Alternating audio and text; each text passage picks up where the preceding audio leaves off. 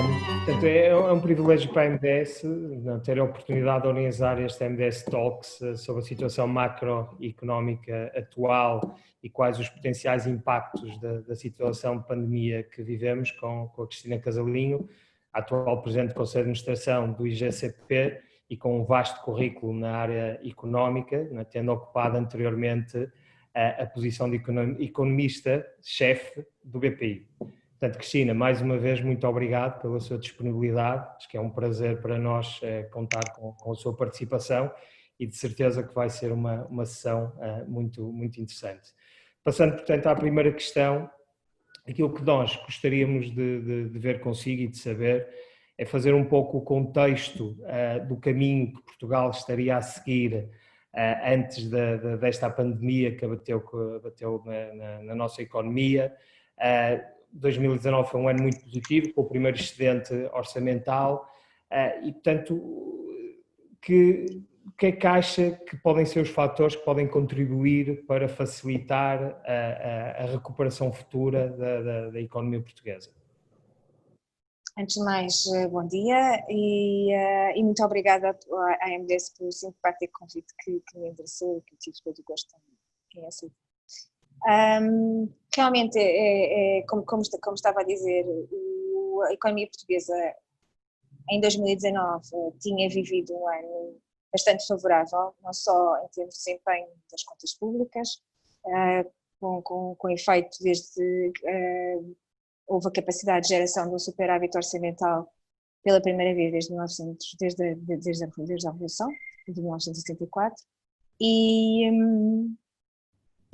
essa capacidade de haver um excedente orçamental está associado a uma correção muito significativa de alguns desequilíbrios macroeconómicos que foram responsáveis pela crise da década anterior, 2008 ou 2012, dependendo de como é que se quer balizar o início dessa crise, há uma década atrás. E de facto o que nós vemos é que não é só a nível do déficit público que se passou de uma situação deficitária para uma situação excedentária, mas também a nível das próprias contas externas o que se verificou é uma capacidade de geração de um superávit. É claro que ele, em 2019, reduziu-se mais uma vez, mas de qualquer maneira o que nós temos é a observação durante pelo menos 5 anos da capacidade da economia portuguesa emprestar ao exterior. Portanto, uma capacidade de gerar rendimento interno superior àquele que recebe, que depende do exterior, que recebe do exterior. Essa capacidade cria uma menor dependência do financiamento externo e, portanto, confere maiores graus de liberdade para a condução da crise e, de alguma forma, gera uma almofada que permite uma gestão da crise com mais tempo, com uma capacidade de gestão que não existia claramente na crise da década passada. E há outras situações que são interessantes, porque é que há esta capacidade também de gerar excedentes externos, porque as exportações têm hoje um peso, o grau de abertura da economia portuguesa hoje é muito maior do que era há 10 anos atrás ou há 20 anos atrás. Portanto, este grau de abertura também vai favorecer, acreditamos nós, o crescimento daqui para a frente. Outro aspecto que embora até agora nesta recuperação tenha sido, na recuperação que se assistiu de 2015 até 2019, havia um fator que tinha desapontado e que apenas há 2, 3 anos é que começou a ter um desempenho mais de acordo com aquilo que são as necessidades ou aquilo que é o desejável, que é o investimento. O investimento foi a grande variável que encolheu significativamente ao longo dos últimos anos, durante o período de crise, sobretudo, e e é aquele indicador que se esperava que fosse impulsionador do consumo, do crescimento. E o que nós vemos é que, de facto, isso tem-se vindo a concretizar e esperamos que continue a ser esse o caso. Se nós olharmos agora, portanto, em termos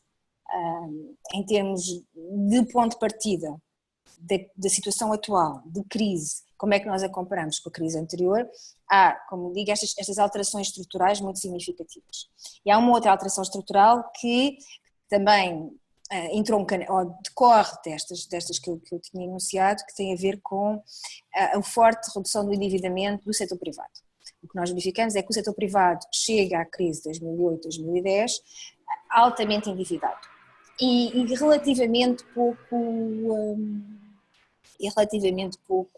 rentável, com níveis de rendibilidade, de retorno sobre capitais próprios bastante baixos. E o que nós verificamos é que progressivamente essa situação tem-se vindo a alterar e, embora não se manifeste de uma forma tão acentuada ou relativamente observável, a nível da produtividade, o que nós vemos é que a rendibilidade das empresas tem aumentado, o seu nível de endividamento diminuiu significativamente. Estamos a falar que globalmente o endividamento do setor privado caiu cerca de 100 pontos percentuais do PIB, que é um valor muito significativo. Por exemplo, o endividamento das famílias, que era cerca de 125% do PIB em 2008, ou no máximo da crise, superou os 130%, hoje em dia está em valores inferiores a 100%. E também a redução a nível do endividamento das empresas também foi uma queda muito assinalável, o que confere aqui, mais uma vez, uma capacidade de ajustamento ou de capacidade de absorção de choques, designadamente o choque que nós estamos a ver agora. E por outro lado, o que nós também verificamos em termos da capacidade de absorção de choques que hoje o setor empresarial beneficia é, por exemplo, uma alteração muito significativa em relação à política de distribuição de dividendos. Portugal, ou as empresas portuguesas, tinham uma distribuição de dividendos uma política de distribuição de dividendos bastante generosa, das mais generosas no contexto europeu, e hoje em dia o que se verifica é que essa política foi alterada e passa a estar alinhada com os padrões europeus. O que é que isto permite? Permite, por exemplo, que nas circunstâncias atuais, ainda recentemente o Banco de Portugal e o INE divulgaram mais um inquérito às empresas sobre o impacto do Covid-19, e o que nós verificamos é que, por exemplo, as empresas, quando são questionadas sobre a sua necessidade de acesso às linhas, aos apoios que foram disponibilizados, quer apoios de liquidez, quer apoios em relação ao apoio ao trabalho, o que nós verificamos é que a maior parte, mais de 60%, não mais de 50%, quase 60%, não pretende beneficiar dessas ajudas, o que é confere uma imagem muito forte da sua capacidade de financiamento e, sobretudo, outra coisa, que é a sua percepção de que esta crise vai ser uma crise temporária, apesar de ela ter sido muito profunda, foi muito abrupta, foi muito acentuada, mas também não se espera que seja muito prolongada. Portanto, nesse sentido, os aspectos temporários da crise serão se calhar aqueles que são os mais determinantes, ao contrário de crises anteriores, que são crises de dívida, que são difíceis de gerir e demoram tempo a recuperar balanços. Neste caso, em princípio, é mais uma crise de liquidez e menos uma crise de solvabilidade, e se a crise de liquidez, como todos nós sabemos, for atacada muito rapidamente, nunca degenera em crise de solvabilidade. Portanto, aquilo que importa é continuar a gerir a crise como uma crise de liquidez, retomar os mercados o mais rapidamente possível, fomentar a abertura dos mercados e, desta maneira, evitar uma deterioração e, portanto, esse caminho que será sempre um caminho das pedras, que é sair de uma crise de solvabilidade. Se restringirmos a crise a uma crise de liquidez, claramente não chegaremos a uma situação como foi a situação de 2008, em que tivemos situações evoluímos claramente para situações de crise de solvabilidade. Só uma última questão. Dito isto, às vezes nós esquecemos um bocadinho e olhamos para a crise do Covid como aquela que está associada ao confinamento. O confinamento europeu ou o confinamento norte-americano. O que acontece é que, na realidade, a crise é um bocadinho anterior a essa. Nós, no início do ano, já começávamos a ver efeitos da crise do Covid-19 noutra vertente, que é a vertente que às vezes fala menos, que é das cadeias de valor a nível global. O que nós verificamos é que, uma vez que a cadeia de valor ou a cadeia produtiva chinesa tinha fechado, já há muitas empresas americanas e empresas europeias que necessariamente iam fechar porque não tinham matérias-primas. E, portanto, o ciclo de encerramento ou de queda de produção, sobretudo a nível industrial, já se vinha a sentir em janeiro e fevereiro. Por isso é que, por exemplo, em fevereiro, em Portugal não se notou muito e não se falou muito nisso, mas em fevereiro há uma crise de liquidez nos Estados Unidos, que é as empresas americanas que não conseguiam, estavam fechadas, não conseguiam vender e, portanto, estavam a pedir contas correntes, linhas de crédito aos bancos, para fazer face aos pagamentos aos seus fornecedores, numa altura em que elas já não conseguiam vender porque não conseguiam produzir, porque não tinham fornecimentos. E na Europa, a Alemanha também já se verificava isso. Portanto, às vezes a crise na realidade não começou em março, ela, se quiser, remonta a janeiro, e, portanto, nós em março já apanhámos a crise em andamento, quando se chegou à situação do confinamento, em que já não temos um problema só de oferta, mas passando a ter um problema de procura, porque as pessoas não saem de casa. Sim. Não, e pegou aí num tema interessante, que é na comparação desta situação com a anterior crise, que era mais, ou que teve mais a ver com a questão da dívida soberana, não é? O que nós acho que estamos a ver neste momento é que a Europa está a ser muito mais célere a agir nesta situação do que na situação anterior. E a minha pergunta era como é que vê a eficácia destas medidas que foram anunciadas e se acha que são suficientes para assegurar uma recuperação rápida ou uma diminuição dos efeitos negativos que este período vai ter na economia europeia. Eu acho que há um aspecto que, como já tinha, como salientou, que é muito salutar na gestão da crise presente por parte das autoridades europeias, apesar de haver a discussão de foram mais rápidos, mais lentos,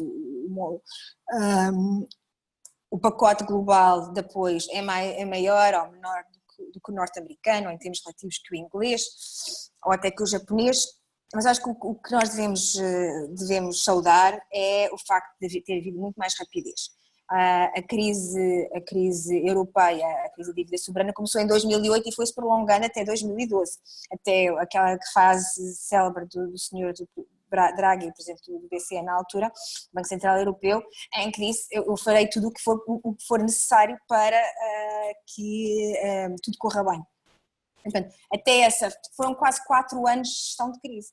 E aqui, nesta altura, neste momento, não aconteceu nada disso. As autoridades europeias foram muito rápidas a agir.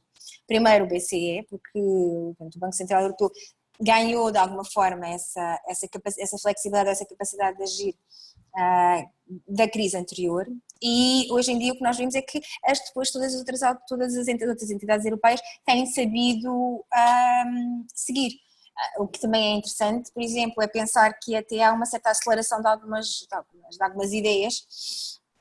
Por exemplo, se nós pensarmos que no primeiro pacote de medidas que são compostas, são 540 mil milhões e são compostos por 3 pilares, que são o pilar de apoio aos Estados soberanos, que tem a ver com a facilidade, o fundo, o mecanismo europeu de estabilidade. Exato. Disponibiliza uma linha, que já era uma linha que já existia, o que acontece é que a reconfiguram para a tornar muito mais apta a resolver os problemas atuais e muito mais também fácil de executar e de pôr em prática. Portanto, que é a linha 240 mil milhões. Depois temos o apoio ao emprego, que é o SURE, que são 100 mil milhões.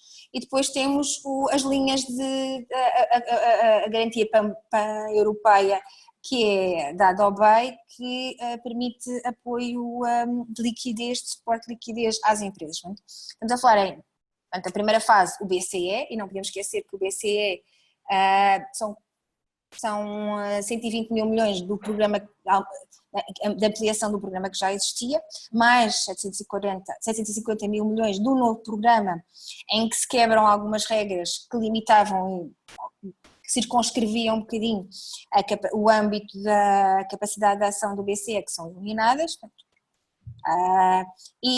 Estas medidas, o que é interessante, por exemplo, em relação ao SURE, se nós nos lembrarmos, o SURE já era, não no formato atual, mas na reunião de dezembro do Eurogrupo, já não esta, mas até do ano anterior, se falava de um mecanismo de estabilidade europeu para gerir crises e que seria associado a mecanismos de subsídios de desemprego, etc. No fundo é isto, só que foi acelerado. Portanto, isto era uma ideia que já existia, já havia o germen da ideia, e o que a crise fez foi acelerar e possibilitar a sua execução.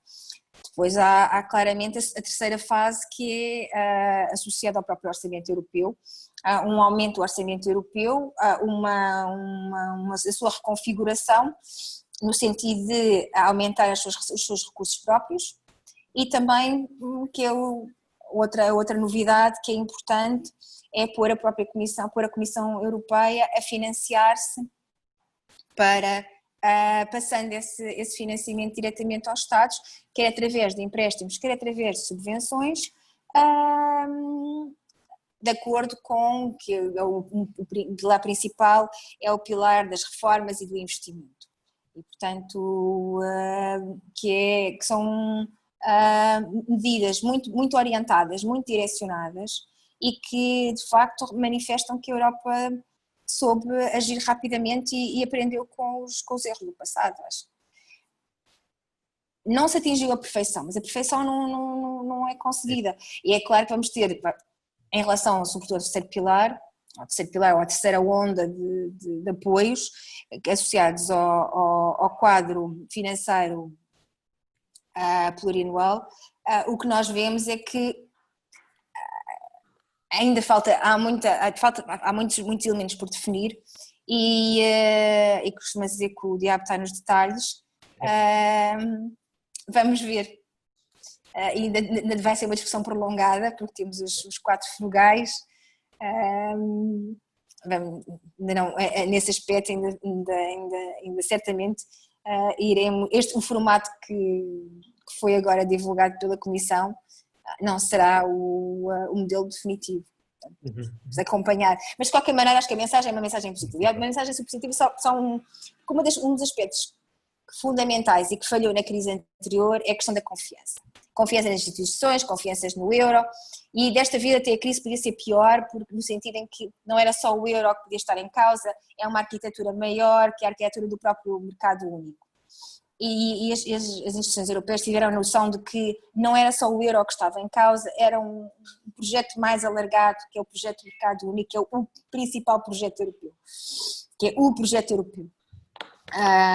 E houve a necessidade a consciência de que havia a necessidade de que todos os cidadãos europeus retomassem, reconquistassem confiança não só económica, mas também confiança do próprio projeto, e portanto eu acho que isso conseguiu-se. Acho que a Europa resgatou a confiança dos seus, reconquistou a confiança dos seus cidadãos. Sim, não, como dizem, é um sinal muito positivo, até um bocado mais positivo do que inicialmente se estava a observar ou que tendencialmente poderia acontecer. E no caso específico de Portugal, na sua opinião, como é que acha que podemos aproveitar estes apoios que foram anunciados? Como é que podemos aproveitar para que se transformem em algo positivo para a nossa economia? Em relação ao SURE, a cota atribuída a Portugal é cerca de 1,5 a 2 mil milhões. Então está associado diretamente ao financiamento das medidas de layoff simplificado. Portanto, aí é uma questão do modelo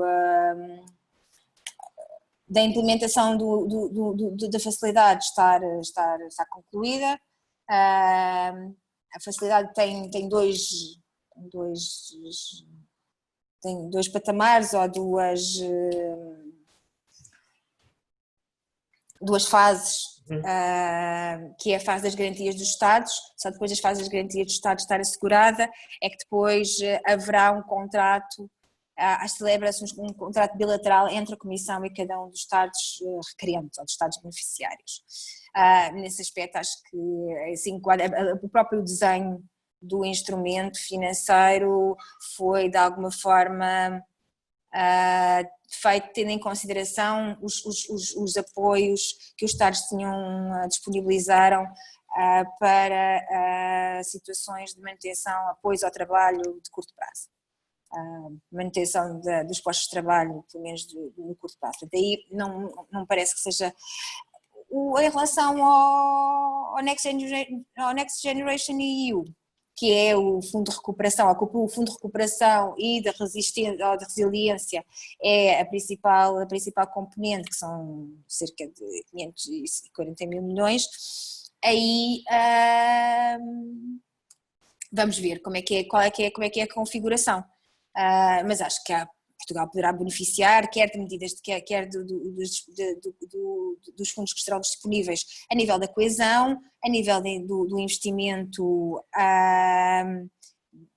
em empresas, a nível de capitalização, quer em despesas de saúde, que há uma fatia importante também destinada a despesas de saúde, e a nível de desenvolvimento regional.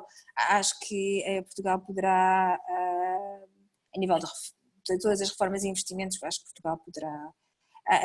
E há um aspecto em que Portugal já hoje beneficia, tem a ver com o BCE e as aquisições de dívida pública por parte do BCE. O que todos os Estados europeus beneficiam, sobretudo os Estados designados da periferia, como é o caso de Portugal, Espanha, Itália, Grécia, Chipre.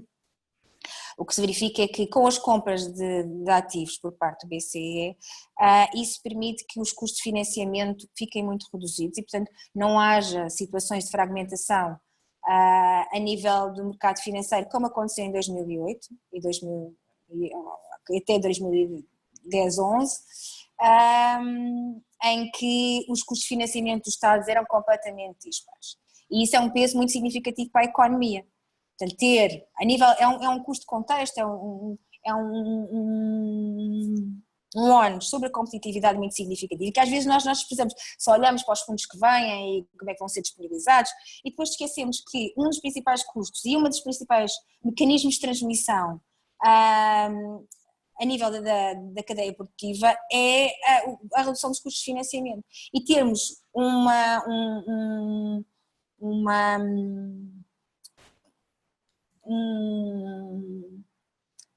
um quadro relativamente semelhante em termos de custos de financiamento ou com diferenças bastante reduzidas. Acho que a nível, e sabendo nós que as empresas portuguesas, apesar de terem reduzido fortemente o endividamento, ainda são das mais endividadas no contexto europeu e o Estado português é um dos mais endividados, eu acho que a nível da competitividade portuguesa é absolutamente fulcral que esta fragmentação tenha sido atacada e que de facto as empresas portuguesas não tenham problemas de competitividade ou concorrenciais porque os seus custos de financiamento são muito mais elevados do que os das entidades ou das empresas com quem concorrem no mercado europeu ou no mercado internacional. Acho que às vezes esquecemos esse. Sim. E eu acho que esse é muito importante, muitas vezes negligenciado, mas esse acabar por ser aquele que é o mais disseminado. Uhum. Mas acha que estes programas de compra por parte do BCE, esta necessidade de de diminuir os custos de financiamentos dos países até mais endividados, ou pelo menos equilibrando a competitividade entre os países da União Europeia, é suficiente quando vamos sair de um cenário onde os PIBs vão claramente ser muito mais baixos e os rácios de endividamento sobre os PIBs vão ser claramente mais altos, não é? Porque o grosso da dívida não foi diminuída na mesma percentagem. Acha que podemos ter aqui algum risco de que esta crise sanitária se possa transformar também numa crise financeira? Ou esse risco de sustentabilidade da dívida europeia não é um cenário que esteja neste momento com uma probabilidade de ocorrência? Eu acho que esse aspecto, em relação a essa pergunta, acho que eu remeto para a própria avaliação que a Comissão Europeia faz da sustentabilidade da dívida. Quando da divulgação do programa, da linha cautelar, para acudir às necessidades dos Estados em relação à pandemia, o Mecanismo Europeu de Estabilidade fez em conjunto com, que também faz parte dos seus estatutos, é necessário a avaliação ou a elegibilidade, a capacidade de pedido, ou a elegibilidade dos países para estas linhas.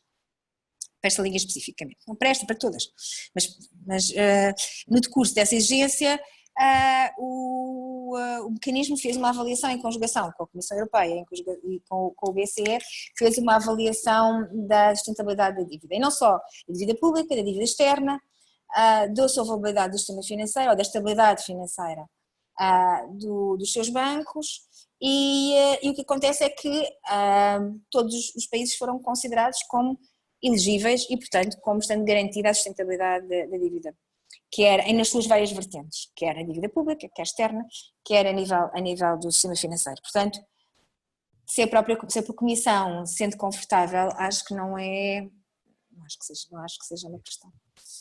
Não é. Um breve comentário em relação se nós continuarmos a acreditar, e é o que a Comissão acredita, que o FMI acredita, que esta crise é de facto temporária e que, como eu estava a dizer há pouco, é sobretudo uma crise de liquidez, que quando houver a reabertura dos mercados, quando as pessoas começarem a consumir, ou quando as cadeias produtivas forem totalmente recuperadas, ou o seu funcionamento for normalizado, esse risco não parece que seja tão significativo, porque essa questão coloca-se sobretudo quando se pensa em crises de solvabilidade. Se aqui não está em causa a viabilidade das empresas, mas apenas um mau momento, um aperto de tesouraria, se as suas decisões de investimento recentes ou menos recentes se continuam a justificar porque os mercados continuam lá, porque elas continuam competitivas,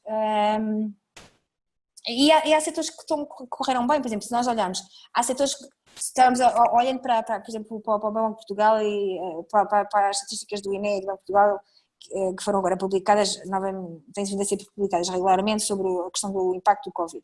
O que nós vemos é que, à exceção do setor da restauração e da hospitalidade, portanto, estamos a falar basicamente de turismo, hotelaria, restauração, o que nós vemos é que os níveis de abertura já são muito altos. Só na restauração e hospitalidade é que nós temos que os níveis, apenas 58% das empresas é que ainda não é que abriu. É ao contrário, 60% já abriu, apesar de tudo.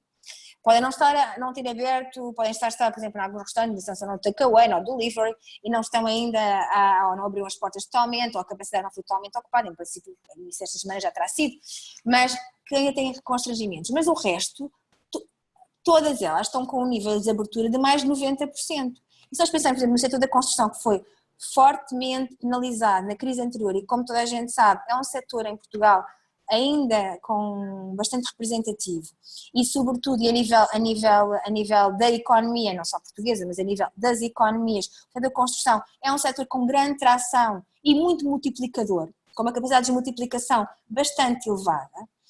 Estamos a ver que é um setor que em Portugal, pelo contrário, se foi um setor que nesta crise esteve sempre aberto, ou se manteve aberto, foi o setor da construção.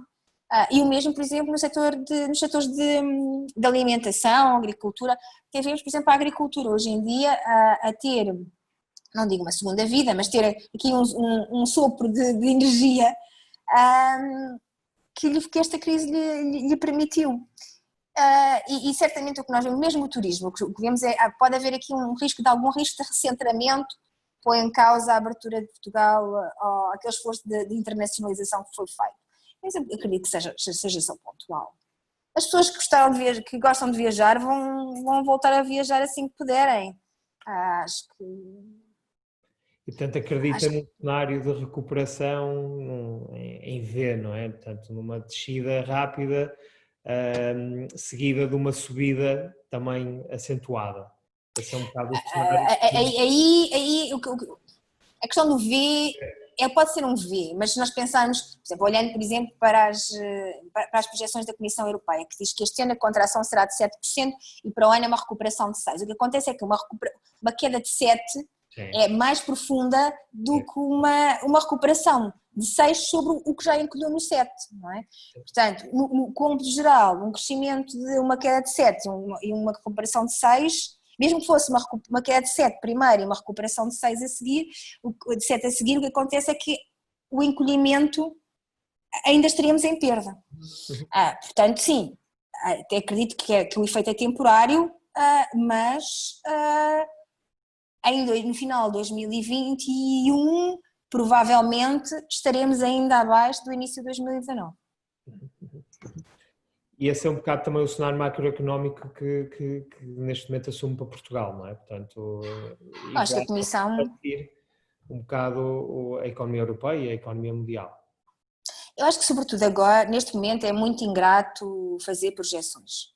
Por exemplo, mesmo, eu acho que é curioso e é interessante, por exemplo, seguir os esforços que os economistas americanos têm vindo a fazer em relação à sua própria economia para conseguir identificar em que fase do ciclo é que estão e conseguirem fazer estimativas para o ano e depois projeções para 2021 e têm recorrido a muitos indicadores do tipo o número de passos, onde é que as pessoas vão, as aberturas das lojas, que lojas é que abriram e que não abriram, as capacidades, as compras, como por exemplo em Portugal também se ouviu falar, as compras feitas eletronicamente, quantas compras, os movimentos nos multibancos, portanto, toda a gente todos os economistas têm feito recorrer, têm recorrido a indicadores mais finos, de alta, que nós chamamos de alta frequência,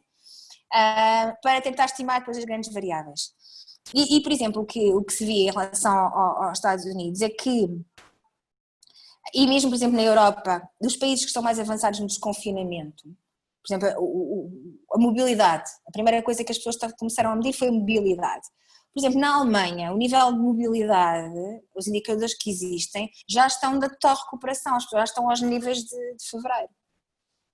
O que em princípio significa que isso gera atividade económica, as pessoas estão a ir trabalhar, estão a ir jantar fora, e portanto isso de alguma forma prenuncia que de facto será uma crise em V.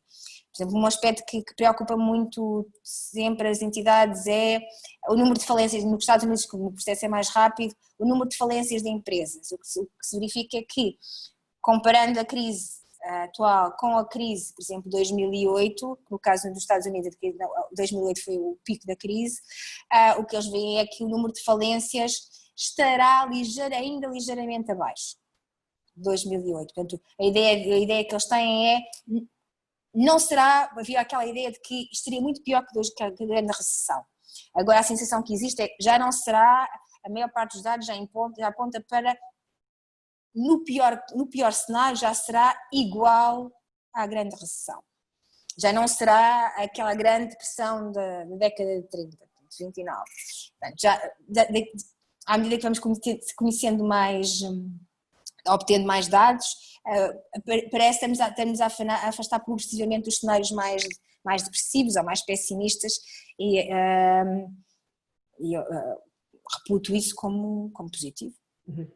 Cristina, uma pergunta, porque a Cristina tem, por força da sua posição, tem contacto corrente com os investidores internacionais. Portugal, qual é a credibilidade de Portugal neste momento? Estamos a ser reforçados da forma como estamos a gerir esta pandemia? Temos passado uma mensagem positiva? Olham para nós com uma credibilidade ainda maior do que era no passado? Como é que os mercados veem Portugal neste momento?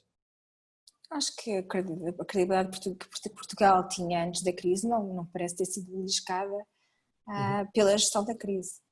Todas as pessoas, pelo menos a apreciação que eu tenho, as indicações que eu tenho obtido dos contactos externos que tenho, que agora são mais difíceis, porque às vezes o contacto virtual ou telemático, ou como lhe querem fazer chamar, como queiram designar, é sempre mais um bocadinho mais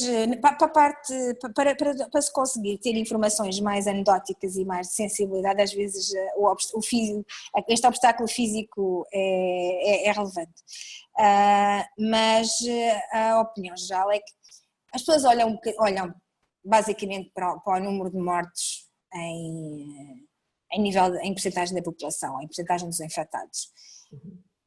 E Portugal não se destaca. Portanto, face a economias da sua dimensão, Portugal não se destaca. E portanto as pessoas entendem isso como sendo uma élite, como fator positivo. Não tivemos...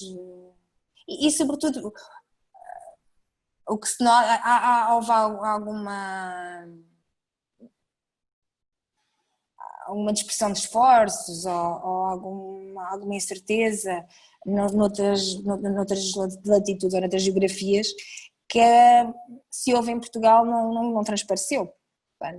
Ou pode haver, há sempre, não é? Isto é uma crise, como estava há bocado a salientar, é uma crise única, nunca ninguém tinha experimentado e portanto aprende-se a fazer, não é? É na execução que é tentativa e erro, uma lógica tentativa e erro. E sobretudo, por exemplo, se nós pensarmos que eu lembro-me quando foi os anúncios do confinamento, eu lembro-me de falar com os meus homólogos espanhol e italiano, eles diziam, prepare, vai ser igual a nós. E hoje telefonam-me e dizem assim, afinal foi muito diferente de nós. Afinal vocês conseguiram fazer melhor que nós. Se a partir das pessoas, e muita gente, por exemplo, outro dia um colega meu austríaco só dizia assim, realmente vocês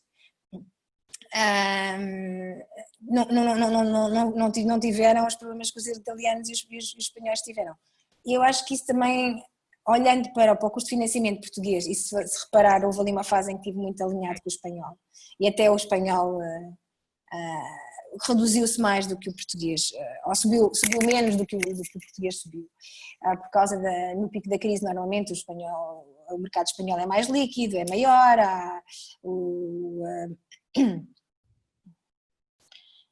tem um rating melhor e portanto isso em situação de crise conta mais. Agora que estamos numa situação de já normalização, as taxas portuguesas voltaram a ser mais baixas que as taxas espanholas. Eu acho que essa é a melhor certificação de credibilidade. Voltámos a janeiro, fevereiro e, portanto, houve aqui um hiato, um interregno e eu acredito que esta normalização se vai manter. E acreditando no mercado que as necessidades de financiamento vão aumentar, porque aumentaram em todos os Estados europeus, portanto não se espera que Portugal e a Comissão Europeia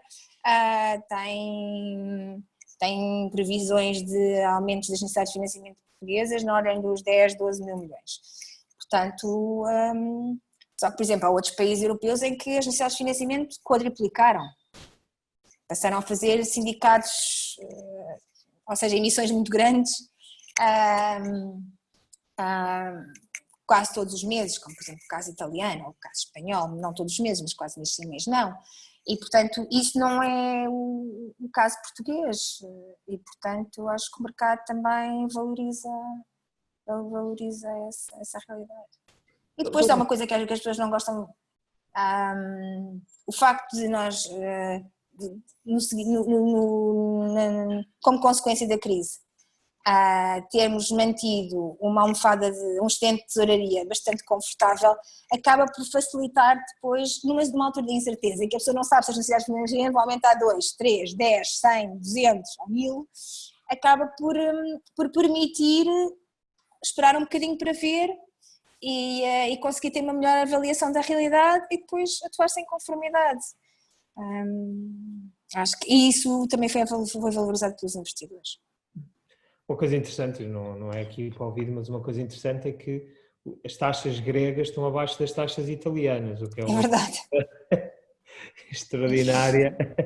Há uns anos atrás, se dissessem isso, acho que ninguém acreditaria. Aí tem uma lógica da procura e da oferta, não é? Porque a gente espera que os italianos emitam muito mais, que haja a dívida italiana seja muito mais abundante do que a dívida grega. É uma questão é um efeito de escassez. Só por curiosidade, nós temos uma grande parte da dívida portuguesa fora da Europa, com investidores fora da Europa, ou está quase, a maioria está dentro, apenas por curiosidade? Não, a maior parte dos investidores são investidores europeus. Europeus. A maior parte dos investidores são europeus. O mercado americano tem fases. Hoje em dia, e é um bocadinho transversal, não é uma questão específica de Portugal, hoje em dia, face às taxas de juros, por exemplo, se eu tiver que optar para o mesmo nível de risco, que é entre dívida do Tesouro americano ou dívida do Tesouro alemão, que são os substitutos próximos, não é?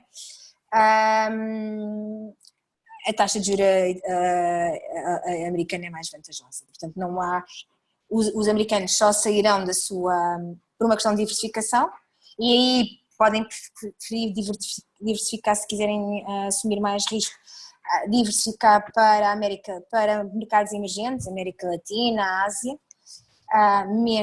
menos Europa, ou então a Europa muito específica. Mais leste, mas de modo geral também não. Por exemplo, eles compram alguma dívida sueca em dólares. Por exemplo, a Itália o ano passado fez uma emissão grande em dólares e também foi bastante bem sucedida, mas foi uma emissão cara. Quando transposta e as emissões em dólares hoje em dia são caras, mesmo os emitentes europeus são caras. O que nós vemos que durante alguns anos eram os investidores asiáticos que não compravam dívida europeia, a não ser praticamente os soberanos, os fundos soberanos que compravam dívida aos bancos centrais, mas investidores privados não compravam dívida europeia. O que nós vemos é de há 2, 3 anos esta parte voltaram a comprar a dívida europeia, mas eles o rating para os investidores asiáticos é uma restrição ativa, então ele é um fator decisivo da sua decisão de investimento, é um fator determinante da sua decisão de investimento e portanto Portugal o nosso rating ainda é limitativo, apesar de tudo, por isso investidores asiáticos começamos a ver alguns, mas não tantos como se vê, por exemplo, o ano passado a agência francesa dizia que os investidores asiáticos tinham correspondido a compras idênticas às compras do BCE, só para ter a dimensão do que a relevância dos investidores asiáticos para alguns Estados europeus. Sim, com níveis de poupança enormes nesses países. Mas para Portugal não. Cristina, apenas aqui para acabar, e por último, gostávamos de lhe fazer uma pergunta. Muito tem-se falado deste novo normal após a pandemia. E gostávamos de saber, na sua opinião, qual é que acha que pode ser o impacto que esta situação tem na sociedade, na estrutura da sociedade e no modelo económico vigente? Eu não... Se nós olharmos apenas para a questão do confinamento e do vírus em si, não acho que traga grandes diferenças. Acho que não, ao contrário do que tem sido muito comentado, eu não penso que 3 meses façam tanta diferença assim na mudança de hábitos e comportamentos. Tenho alguma resistência a pensar isso, a pensar que vai ser uma revolução. Há coisas que vão mudar, provavelmente a aceleração do digital ou da aceitação da digitalização ou o trabalho remoto, provavelmente nesse aspecto a nível de organização de trabalho e de maior automação, acredito que sim. Agora, fora isso, não me parece. O que eu estava a dizer é que, como nós falámos há pouco, da questão das alterações das cadeias de distribuição ou das cadeias produtivas global e da questão da globalização, que já se começava a verificar algum retrocesso, sobretudo porque houve a tomada de consciência de que a excessiva dependência a nível de produção manufatureira e de alguns componentes industriais da China podia ser disruptora. Nesse sentido acho que sim, acho que essa tendência se vai intensificar, e se pensarmos até no próprio projeto europeu, num dos pilares e até as declarações quer do presidente francês, quer da chanceler alemã, vão nesse sentido. Não digo numa reindustrialização, que se calhar é muito forte, uma palavra demasiado pesada, mas certamente uma tentativa de redução de dependência de um único ou de um fornecedor de componentes hegemónico, que no fundo já era um bocadinho o programa dos próprios Estados Unidos há algum tempo. Mas aí sim, só com depois desafios a nível se calhar mais europeu eventualmente do que nos Estados Unidos, tem a ver com economias de escala, competitividade, custos de trabalho, custos laborais, portanto não será imediato, não é óbvio depois como é que se gerem alguns efeitos secundários dessa tentativa. Mas sim, aí acredito que vai-se tentar reduzir a dependência. Ok. Portanto, são um bocadinho menos... Sim, menos. Na questão as pessoas vão deixar de consumir, vão ser muito mais... E a questão ambiental, que já existia, que vai continuar a existir. Claro. Mas aí a digitalização pode ou não, dependendo de como é que se queira usar, ajudar. Claro, nós vemos isso, quer dizer, nas empresas, aqui propriamente na MDS, há uma aceleração grande da transformação digital por causa da situação e do contexto. Coisas que possivelmente não eram possível fazer, ou não era possível fazer com tanta rapidez há uns meses atrás ou há uns anos atrás, porque havia uma resistência de quem o fazia, que por causa do contexto foi obrigado a ser feito e foi obrigado a ser digital e 100% digital. Por isso acho que isso é logo a primeira tendência que acho que vai ter impacto, porque obrigou as pessoas a acelerar o digital sim ou sim, porque cada um estava em sua casa e não havia outra forma de o fazer. Sinais de fumo ainda não funcionam. Mas também estou de acordo que é pouco tempo para impactos tão materiais na sociedade. Obviamente que a questão das cadeias de valor e da proximidade da cadeia de valor aos mercados vai eliminar um tema que é o custo de transação, não é? Portanto, eu não sei que impacto é que isso vai ter nos mercados low cost e nos produtos low cost. Às tantas, o low cost não vai ser possível, ou seja, as pessoas vão se ter que habituar a pagar mais pelos produtos, porque realmente quando deixamos de produzir na Ásia, na China, onde for, e passamos para a Europa, os custos envolvidos são superiores. As unidades também de produção são menores, portanto, o custo é implicitamente superior. Portanto, às tantas vamos ter que nos habituar realmente a que isso pode ser uma mudança radical, as coisas low cost deixarem de existir com a dimensão que existem hoje. Isto também, por outro lado, há um aspecto que nós também, uma tendência que também já se tinha vindo a verificar é da cada vez do encurtamento, por exemplo, por exemplo, na moda, quer confecção, quer calçado, no encurtamento das coleções. As coleções são cada vez mais pequenas e mais frequentes, não é? Já não há duas coleções e duas estações, não é? Agora há não sei quantas coleções dentro da coleção, mas as próprias séries, são cada vez mais pequenas, não é? Porque as pessoas não querem cada vez mais sentir-se únicas e, portanto, a personalização, e nesse aspecto, acho que compensa, os custos vão ser.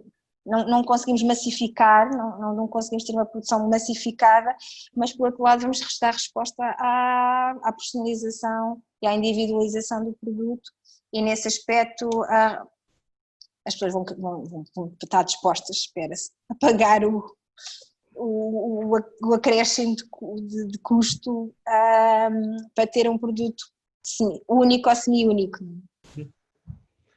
Sim, eu até sou mais ou menos, não digo otimista, mas... Sim, não, mas acho que é positivo, é necessário as pessoas serem otimistas.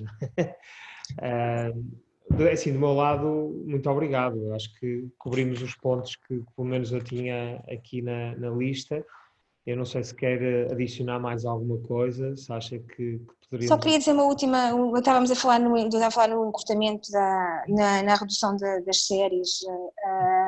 Um dos aspectos que casa com essa questão tem a ver com as mudanças climáticas. Não se pode pensar em produção em escala. A produção em escala, como ela era conhecida hoje, não é compatível com as exigências de mudança que as mudanças climáticas impõem.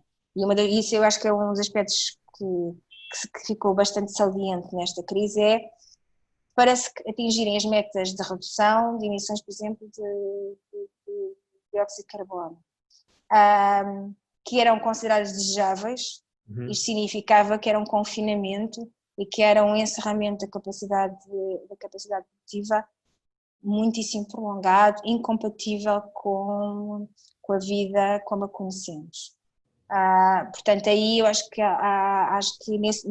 de alguma forma esta realidade serviu de teste à execuibilidade das metas que estavam a ser impostas e o que é que elas exigem. E, portanto, eu acho que pode ter sido um alerta para que alguma coisa de facto tem que ser feita, e o que estava até agora a ser feito não era bastante inferior ao necessário, ficar largamente aquém do que é indispensável para se cumprir as metas que os Estados propuseram.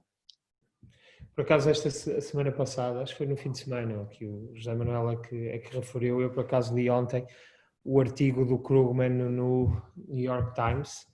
É um bocado sobre isso, é um bocado sobre a economia, ou seja, a razão da economia é salvar vidas, não é?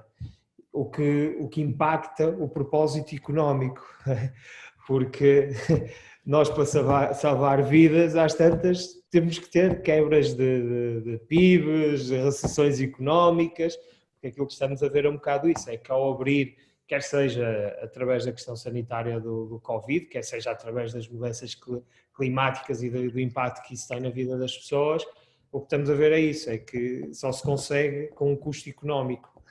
E, portanto, essa dualidade que decisões é que vamos tomar são complicadas. Claro que há determinados países, os Estados Unidos, basicamente tomaram a decisão de não me importa com as vidas, não é? Quer é proteger a economia. Se alguns caírem pelo meio, isso não é um problema. Mas a verdade é essa, é que são decisões complicadas e esta pandemia, ou este confinamento, ou este lockdown que tivemos, fez-nos ver que realmente não é fácil tomar estas decisões e que têm impactos.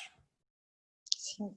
Por acaso, em relação a isso e à questão da possível segunda vaga, o Anselmo Asmunglu, que é o autor de um livro que foi muito conhecido aqui há uns 2 anos, 3 anos atrás, que é Porque é que as Nações Falham. Sim. Ele fez agora um artigo em que ele diz que o confinamento total não é o instrumento correto porque uma vez que está bem identificado quais é que são os grupos de risco, o que se deve fazer é um confinamento orientado, porque escusa-se pôr a economia toda em causa, uma vez que os grupos que apresentam o nível de risco mais elevado estão perfeitamente identificados, portanto o que se deve fazer é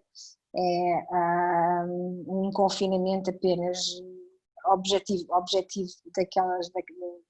dos mais